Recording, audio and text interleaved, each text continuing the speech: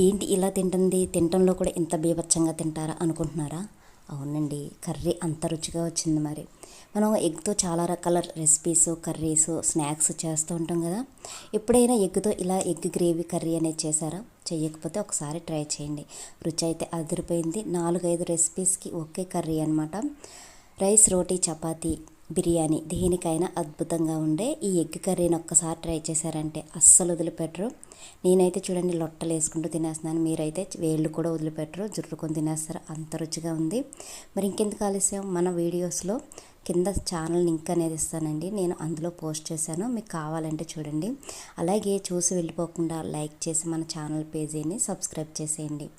మీరు ఎలా చేశారో కింద కామెంట్ బాక్స్లో కామెంట్ చేసేయండి. ఇంకొన్ని కొత్త రెసిపీస్ కోసం మన ఛానల్ పేజీని ఫాలో అవ్వడం మాత్రం మర్చిపోవద్దు. Thank you for watching.